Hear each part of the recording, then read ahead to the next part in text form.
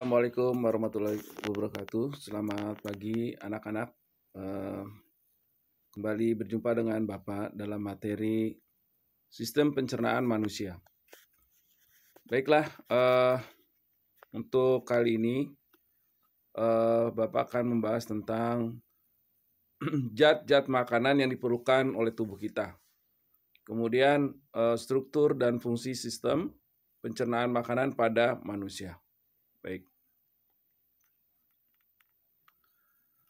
Zat-zat makanan yang diperlukan tubuh pertama adalah jenis nutrisi, ya, jenis nutrisi. Kemudian yang kedua kebutuhan kalori. Next. Nah, jenis nutrisi apa saja yang dibutuhkan oleh tubuh kita? Yang pertama adalah karbohidrat. Kemudian yang kedua protein. Kemudian lemak, vitamin, dan mineral, ya. Apa fungsi dari karbohidrat itu sendiri? Fungsi utamanya adalah sebagai sumber energi. Ada 3 jenis karbohidrat, yaitu gula, pati atau amilum, dan serat. Ya. Kemudian yang kedua adalah protein. Apa fungsi dari protein? Itu sebagai sumber energi. Protein nabati dapat diperoleh dari kacang-kacangan seperti kacang kedelai dan kacang hijau, ya. Kemudian protein hewani itu dapat diperoleh dari daging, ikan, susu, dan telur. Sebenarnya di pelajaran di SD sudah ada ini, ya, untuk jenis-jenis nutrisi ini, ya. Nah, tinggal sedikit penambahan saja. Kemudian lemak. Apa fungsi dari lemak? Lemak itu sebagai sumber energi juga, ya. Lemak dapat berasal dari tumbuhan yang disebut dengan lemak nabati, dan dari hewan itu lemak hewani. Berikutnya vitamin. Ya, berdasarkan kelarutannya ada vitamin yang larut dalam lemak, yaitu vitamin A, D, E, dan K, ya. Dan ada vitamin yang larut dalam air, yaitu vitamin B dan C. Jadi secara umum fungsi dari pertumbuhan dan pembentukan sel itu berperan sebagai koenzim. Apa itu? Koenzim itu pengaktif enzim dan mempertahankan fungsi jaringan supaya normal, ya. Berikutnya mineral. Apa mineral? Ini merupakan bahan-bahan anorganik yang berfungsi sebagai zat pengatur tubuh, ya. Kemudian air. Tubuh kita memerlukan kurang lebih 2,5 liter air setiap harinya untuk mengganti cairan tubuh yang hilang dalam bentuk keringat, uap air, dan urin, ya. Itu jenis-jenis nutrisi yang dibutuhkan oleh tubuh kita. Ya, kebutuhan kalori. Nah, ini kebutuhan kalori, ya. Sedikit Bapak besarkan dulu, ya. Nah, ini jenis kelamin anak, ya. Usia 2-3 tahun itu aktivitas yang dilakukan apabila ringan dibutuhkan 1000 kilokalori. Sedang. Jadi kalau ringan itu ya misalkan dia aktivitasnya hanya duduk, ya. Tidak banyak gerak. Kalau sedang, nah ini dia banyak mungkin lari-larian, ya. Atau berjalan, ya. Itu sedang. 1000 sampai 1400 kilokalori. Kemudian berat. Nah, kalau berat ini apa nih aktivitas berat yang dilakukan usia 2-3 tahun? Mungkin kalian tahu, ya. Ya, yang berat itu kalau usia 2-3 tahun misalkan dia belajar berenang, ya, atau lari-larian juga, tapi lari-lariannya nggak berhenti-berhenti misalkan, ya. Itu dibutuhkan 1000 sampai 1400 kilokalori. Nah, ini wanita usia 4-8 tahun. Ringan itu 1200 kilokalori sedang 1.400 sampai 1.600 kilokalori, sedangkan berat 1.400 sampai 1.800 kilokalori. Nah, ini ukuran ya, ukuran kalori yang dibutuhkan oleh tubuh kita. Nah, kalori ini dapat dari mana? Itu tadi dari makanan yang kita makan ya. Tadi yang jenis-jenis nutrisi tadi ya. Misalkan karbohidrat ya, makanan-makanan yang mengandung lemak, makanan-makanan yang mengandung vitamin. Nah, itu kan mengandung kalori. Dari situlah jika kita tidak mengkonsumsi ya makanan-makanan yang tidak mengandung kalori, kita akan apa? Lemas ya, lemas. Sehingga aktivitas kita terganggu. Ya, makanya dikatakan banyak makan sayur-sayuran, buah-buahan, makanan-makanan yang bergizi ya, 4 sehat 5 sempurna. Itu akan apa? Menambah kalori kalian. Sehingga aktivitas yang mau dilakukan baik itu ringan, sedang, berat, itu tidak ada masalah gitu ya.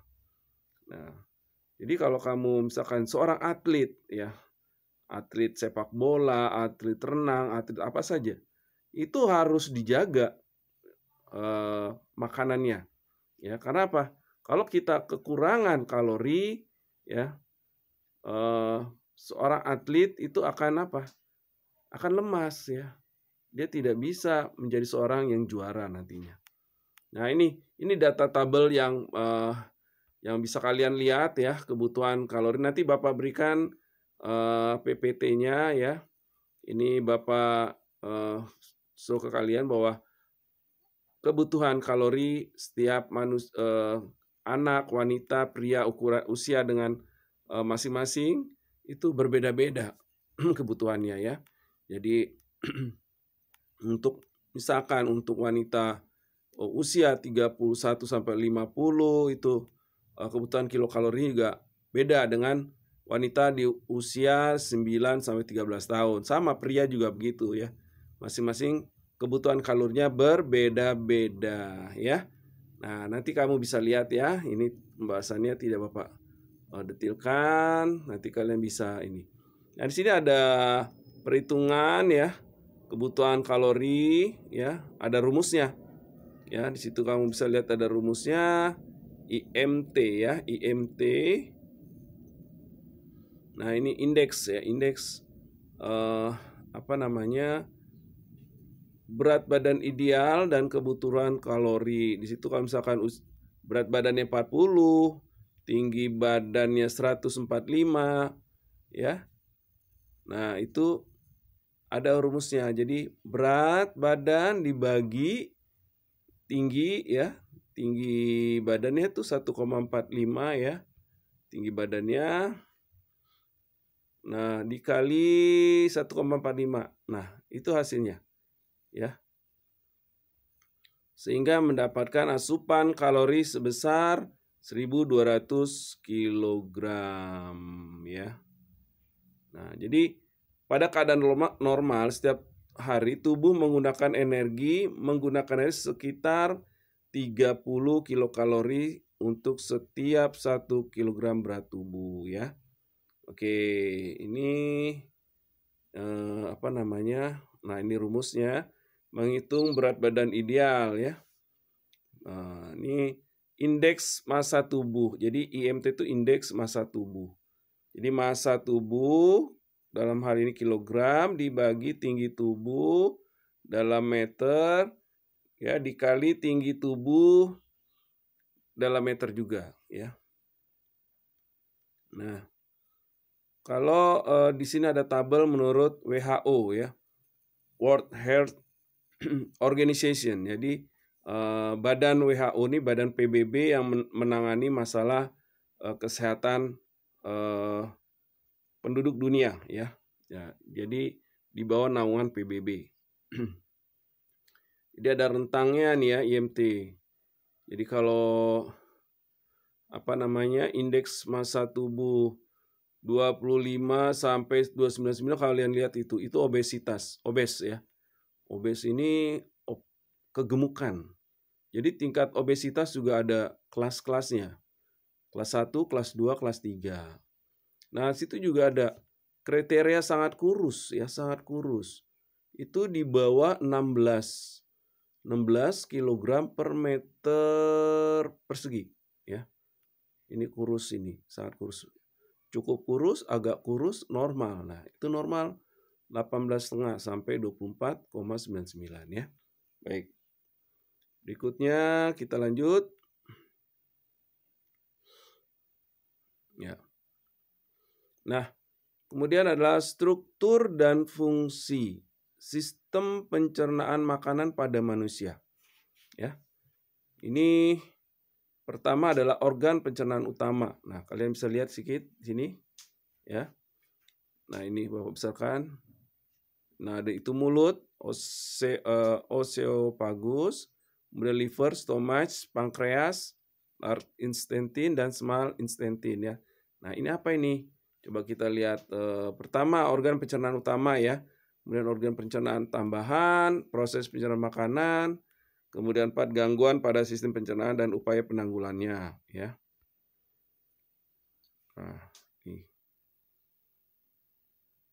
Nah, ini organ pencernaan. Nah, kita lihat ya.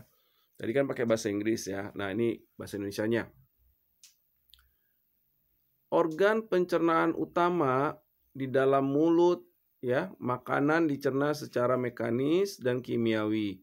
Alat-alat pencernaan yang membantu proses pencernaan di dalam mulut yaitu gigi, lidah, dan kelenjar ludah. Nah, Bapak besarkan dulu dikit ya. Nah, ini ya. Kerongkongan ya.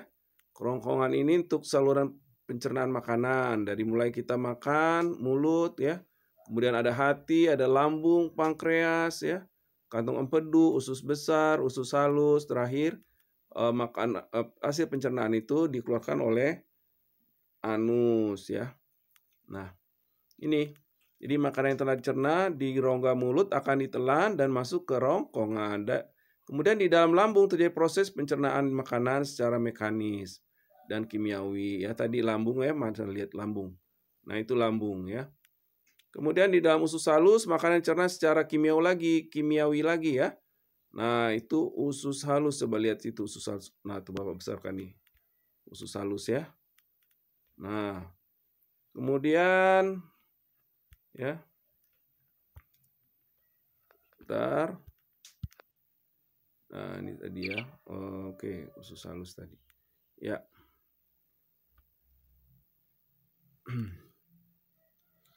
Di dalam usus halus tadi terjadi apa? Dicerna secara kimiawi. Kemudian usus besar memiliki fungsi utama yaitu mengatur kadar air pada sisa makanan. Dan yang terakhir, anus itu terdiri atas 2 lapis otot yaitu otot polos dan otot lurik. Kedua jenis otot ini bekerja sama mengeluarkan feses ya. Kotoran manusia itu. Nah, kemudian organ pencernaan tambahan. Apa itu organ pencernaan tambahan? Yaitu organ pencernaan tambahan merupakan organ yang tidak dilewati makanan tetapi berperan dalam proses pencernaan makanan. Organ pencernaan tambahan terdiri dari atas hati dan pankreas. Sel-sel hati menghasilkan getah empedu yang mengandung kolesterol, ya, asam folik, kemudian garam, ya, empedu, lecitin, bilirubirin, dan elektrolit.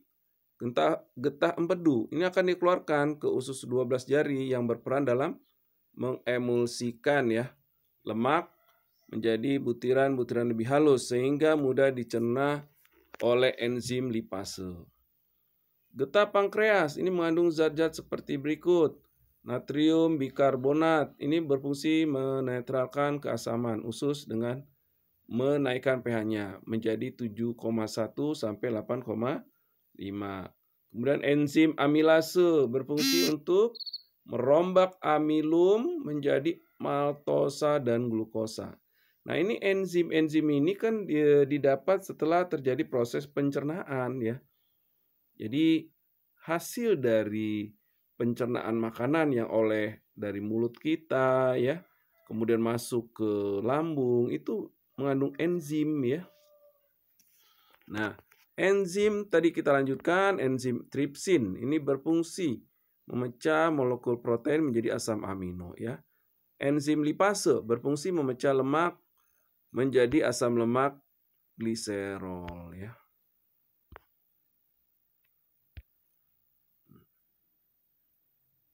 Nah, jadi proses pencernaan makanan ya secara mekanisme dan kimiawi. Secara mekanisme, proses pemecahan makanan yang berukuran besar menjadi berukuran lebih kecil atau halus dengan bantuan gerakan alat pencernaan.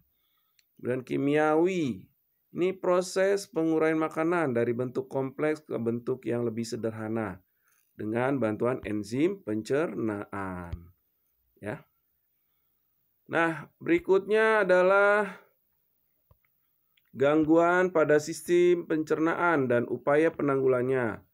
Seperti ini, karies gigi ya.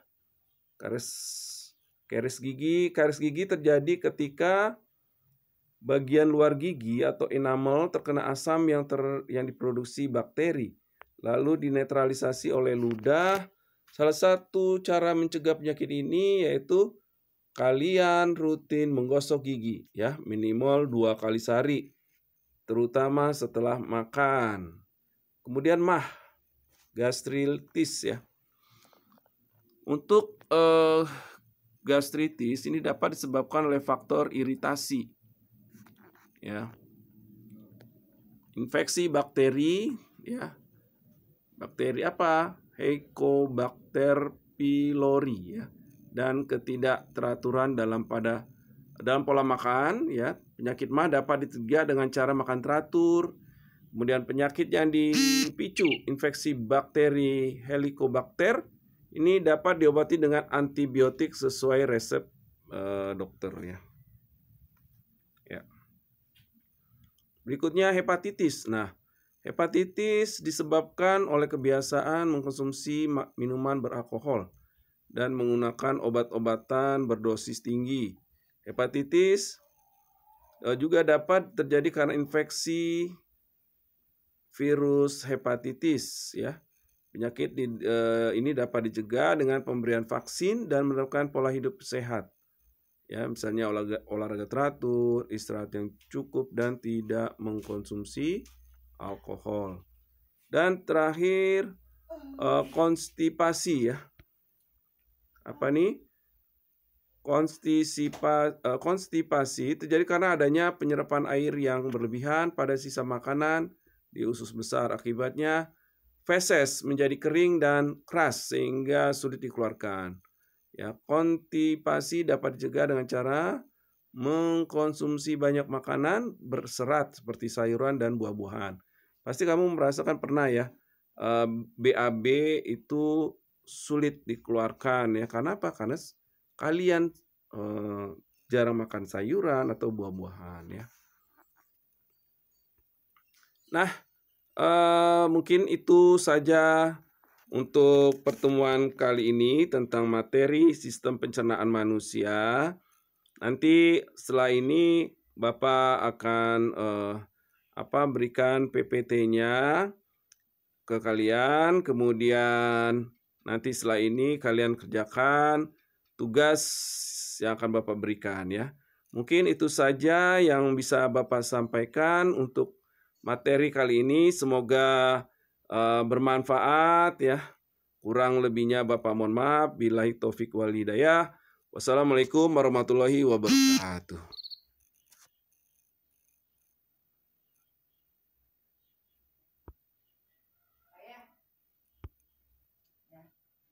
Orang ini ya.